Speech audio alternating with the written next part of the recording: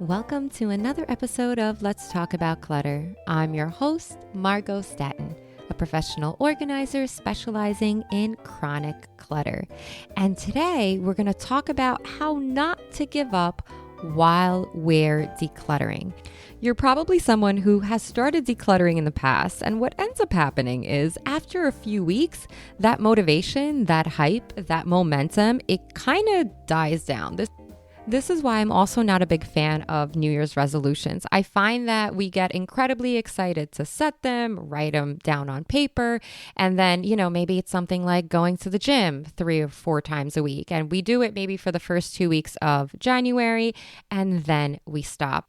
And it's because the motivation and the momentum is just not there. It's also because it takes at a minimum 30 days to build a habit. So decluttering is no different.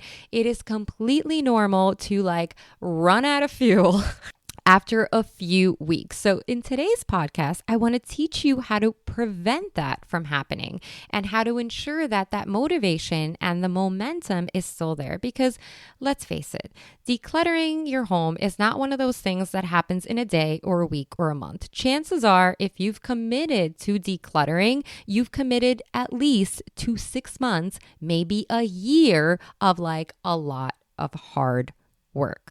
That's why today we're diving into a topic that's near and dear to my heart, and it is the importance of rewards and self-care as you're on your decluttering journey. Because let's face it, tackling clutter is often exhausting and overwhelming. And once those feelings take over, it becomes very easy to procrastinate. I have been there myself.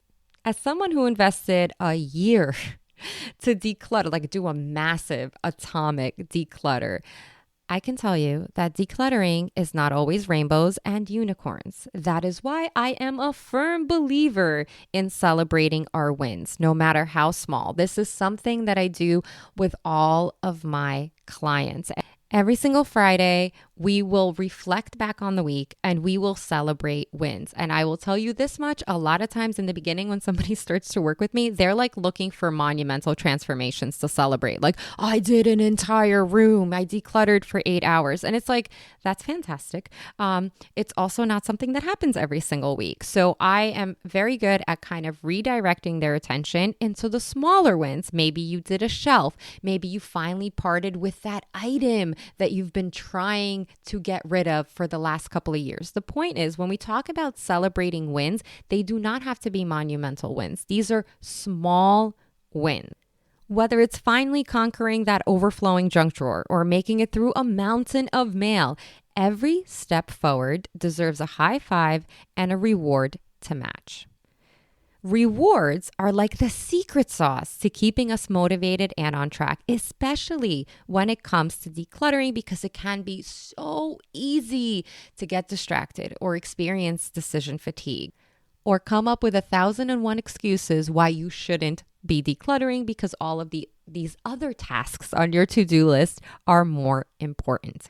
Our brains are wired to seek out rewards. It's like they're little pleasure-seeking missiles, constantly on the lookout for anything that gives us that warm, fuzzy feeling inside. And when we pair rewards with decluttering tasks, something magical happens. Think about it this way.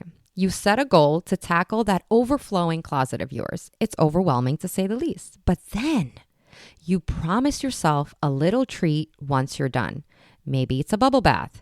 Maybe it's ordering takeout from your favorite restaurant. Suddenly, your desire to procrastinate is not as prevalent. You've got something to look forward to, a light at the end of a clutter-filled tunnel. And here is where the psychology comes into play. You see, our brains are wired to respond to positive reinforcement. When we reward ourselves for completing a task, our brain releases feel-good chemicals like dopamine, which basically tells us, hey, that thing you just did, keep doing it because it feels so awesome. So by incorporating rewards into your decluttering routine, you're not only making the process more enjoyable, but you're also priming your brain to associate decluttering with positive outcomes. How amazing is that? Now, when it comes to rewards, we're not talking about jetting off to Costa Rica here, although, hey, if it's in your budget, go for it.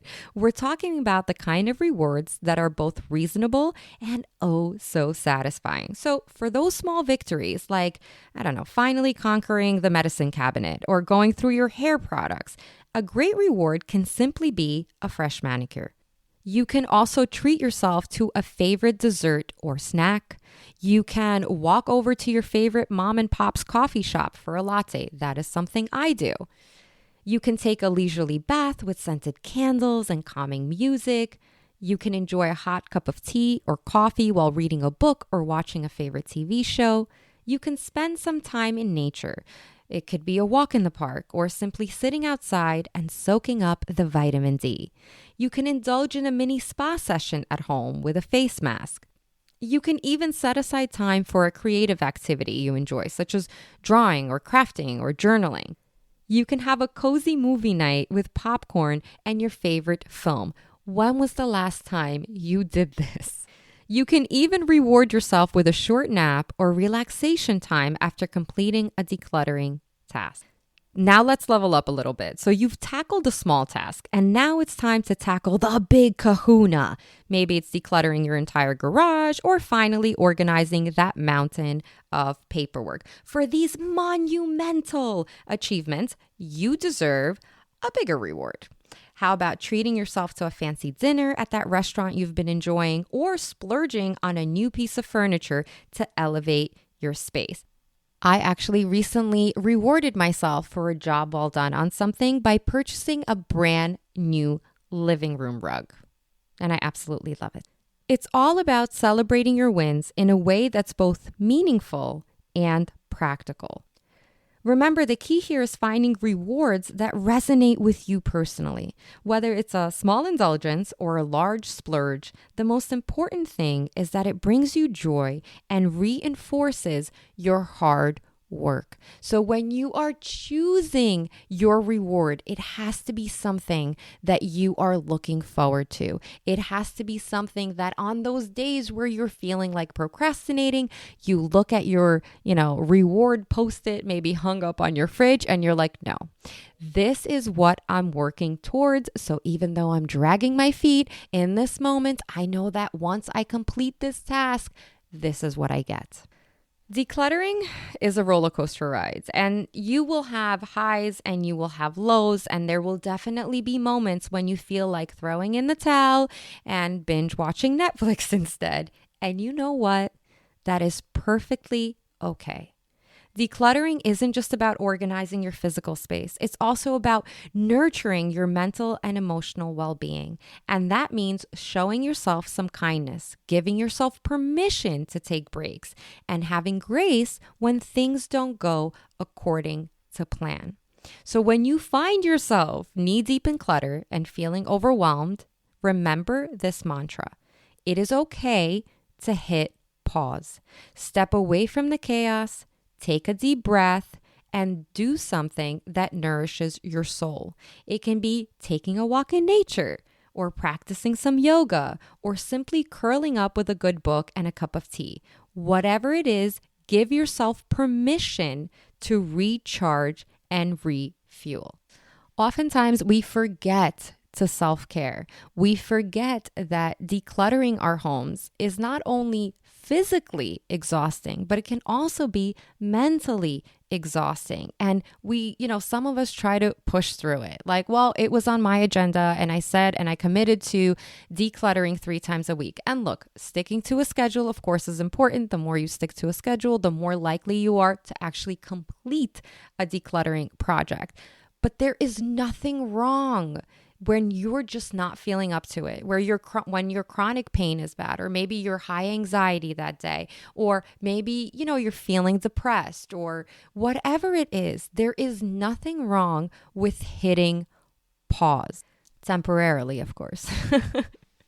That's also the beauty of working with a coach. It's like I give passes, it's like, okay, I understand we're not feeling good today. It's totally okay. But we also want to make sure that we're not in a slump for too long, right? Because it can It can be very, very easy to just be like, I'm not going to declutter this week. And then 1 week turns into 2, and then it turns into 3. And then all of a sudden you've given up on decluttering. It has to be a healthy balance. And this is why, as a coach, this is what I do. A lot of it is kind of pushing, right? It's that motivation. It's that accountability. It's that have grace. It's okay. We're having an off day, but at the same time, let's pick up the momentum, right? Let's ensure that we are continuing our decluttering journey and sticking to our commitment. And of course, if you want to learn more about working with me as a coach, you can find information in the show notes.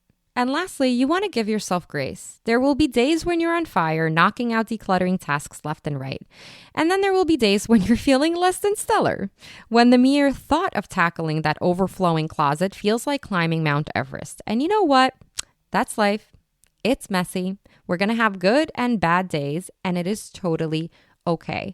So give yourself grace. If you still want to feel productive, even on those days where you're not decluttering for 15 minutes or 30 or an hour, just walk up to any random item in your home that you don't need and throw it out. I tell folks all the time, you can still feel accomplished by doing something small, such as decluttering 1 to 5 random items. This is something that even on low energy days, on days where you're just like, not today, it still makes you feel productive. So remember this, be good to yourself, take breaks when you need them, and have grace when things don't go as planned. Reward self-care and kindness are your best allies in the battle against clutter and to keep that motivation high.